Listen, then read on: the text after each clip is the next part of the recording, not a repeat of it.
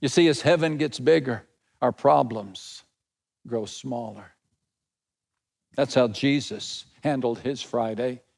And he will also help you handle your Saturday. He will help you endure the silence of Saturday. Saturday was silent. That first Easter weekend, Saturday was silent.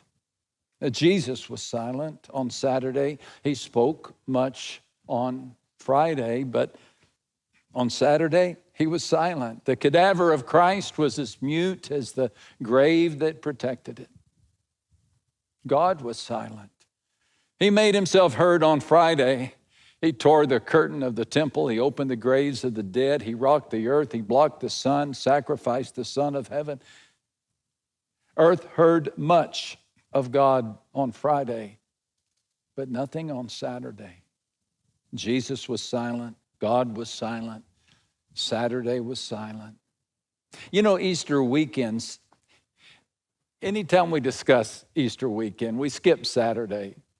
Friday and Sunday get all the attention, the crucifixion and the resurrection, and well, they should, but let's not skip Silent Saturday because you're in the middle of one.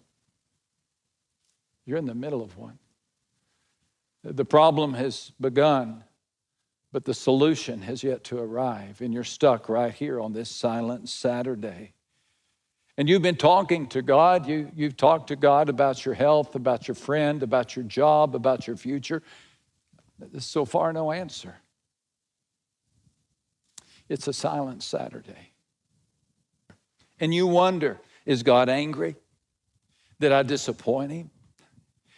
God knows your career is at risk, your finances are in the pit, your mind is a mess, the world is infected. Why doesn't he act? And what are you supposed to do until he does? Jesus shows us. You do what Jesus did. You wait and you trust. You wait and you trust. You see, Jesus was trusting a promise of heaven. And this promise is tucked away in the book of Acts, chapter 2 and verse 27. You will not abandon me to the grave, nor will you let your Holy One see decay. Jesus knew that God would not leave him alone in the grave. And you need to know, my friend, that God will not leave you alone with your fears. His silence is not his absence. His inactivity is never apathy. Saturdays have their purpose. They allow us to feel the full force of God. Had God raised Jesus 15 minutes after the death of his son, would we have appreciated the act? For God to solve our problems the minute they appear, would we appreciate his strength? For his reasons, God inserts a Saturday between our Friday and our Sunday. And if you're in the middle of one right now, I just urge you to trust, just to keep trusting.